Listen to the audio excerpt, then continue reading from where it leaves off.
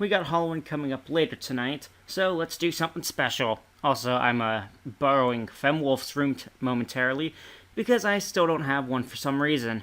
Get to it, artist! Shoot, forgot she was sleeping already. Anyways, to get into the Halloween spirit, I wanted to tackle something that contains something spooky or festive. So, we're going into Gotham City. Batman isn't always the scariest thing. And, like how the last episode we looked at had a DC Comics guest character, this one will as well. Let's take a look at how Batman deals with a Lord of Chaos and a mad but lyrical demon.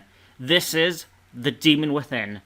And no, I'm not going to try and rhyme. Even I have my limits. Before we start, let's actually take a gander into the demon known as Etrigan, as I'm sure a lot of people have no clue who this red-eyed, golden-toned demon with a cloak is. Etrigan, of course, is a demon from hell that was summoned by Merlin to help prevent the fall of Camelot by the hands of Morgan.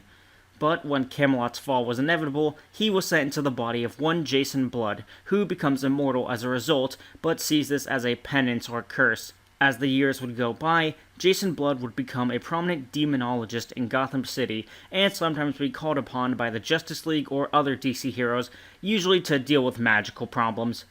His writing talk comes from gaining a promotion in hell. I guess that's Dante's influence. But, with that brief rundown out of the way, let's get on with it.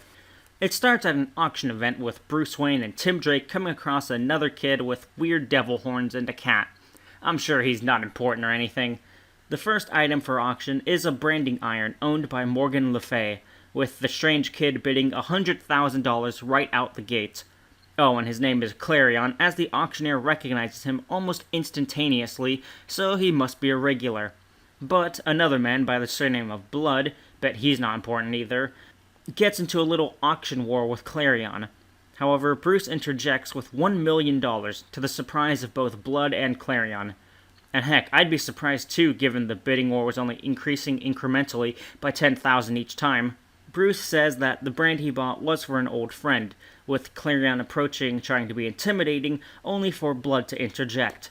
Apparently, Mr. Blood and the young Master Clarion have bumped into one another in the past. Mr. Blood is the friend of Bruce, and also just drops the fact that Clarion is a magic user like it's nothing, saying that Clarion turned his parents into mice. Thanks for that information.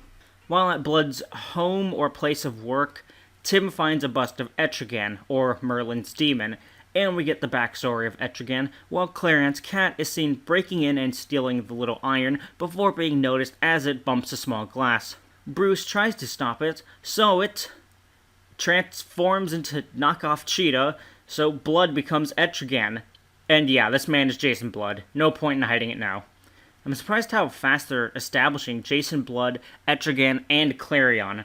It's a lot more info than Zatanna just being a stage magician with a past tied to Bruce, that's for sure. Also, these are some wicked transformation scenes. Clarion's Catwoman traps Bruce and Tim behind a small wall of fire, forcing Etrigan to save them instead of stop the escape. The hot demon cat, Tikal, returns to Clarion, who begins to use the brand of Morgan in some sort of chant. On the side of the good guys, Jason has an M on himself, and Etrigan separates from him as he says he's going to head to his new master. Wait a second, M on the forehead, good guy turning evil, a new master? Oh no. Etrigan is now Majin Etrigan serving for Bobbity. Nah, of course not. He's just under Clarion's control because of Morgan's magic, since Morgan is like the evil counterpart of Merlin, as both are masters of magic in Camelot times. Clarion, like the evil child he is, starts to poke fun at Etrigan, given he cannot fight back, and commands him for small things. Also, Jason Blood has aged like 50 years already without Etrigan's bond. Clarion, after watching a terrible sequel movie, decides to have Etrigan blow up the theater, then rob an ice cream truck. In anger of having no strawberry ice cream, destroys Jack Kirby's cake store window and rates it. And yeah, he's just doing general mischief now, as it slowly escalates from property damage to property damage with potential casualties before Batman finds him.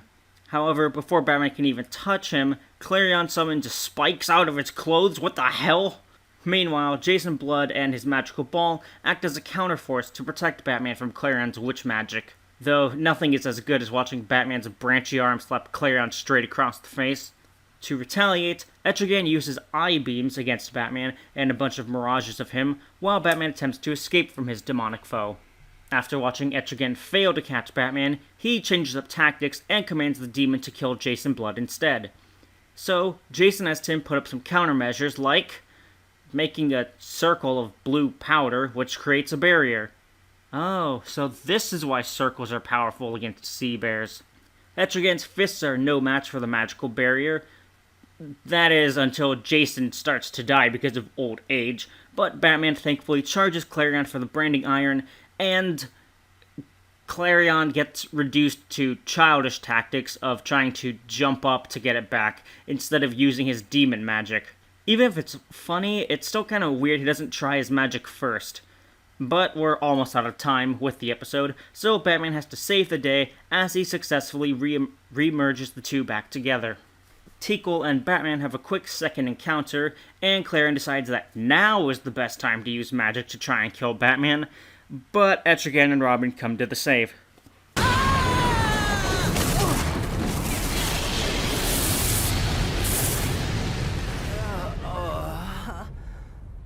What now?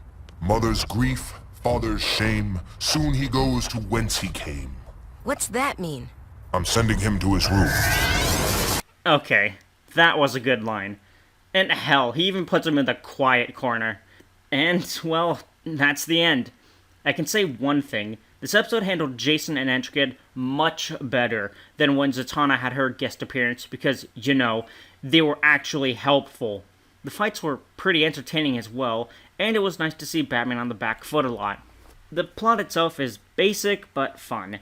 Batman gets to a battle with a magical and demonic opponent, while aided by a dying magical ally. Jason, Etrigan, and Clarion as characters are also fine enough. They serve their roles and give enough characters to be interesting. Their designs are also pretty great. Jason and Clarion both look pretty evil and nice.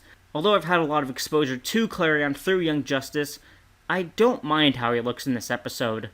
Although he does have the devil horns in his hair still, he also looks like he has a Protestant light clothing style, which can add to the creepy kid vibes as well as the timeless being idea of the character. Plus, his voice and how he was written rides the line between young kid and evil demonic entity near perfectly. I'm also glad to see that Jason has a wide array of magical knowledge. I feel like that never gets explored because he's usually just the human host for Etrigan. Plus, him helping Bruce despite dying of age shows that he still does have some knightly qualities despite becoming a man of the modern age. Only downside to this episode, honestly, is how fast the events happen. There's still enough plot here to be enjoyable throughout, don't get me wrong, but I'm starting to realize that 20 minutes plus commercials really limits what could have been done. Also, Tim Drake is barely involved in the plot. He doesn't hurt it, but it really feels like any of the Bat Children would have done fine enough to fit the role that Tim does. The transformation sequences for Tikal and Etrigan are honestly really nice and creepy. They're kind of oily but smooth at the same time. Overall, I'd give this episode a solid 8 out of 10. The characters were handled well, aside from Tim Drake, who wasn't handled poorly but not well either.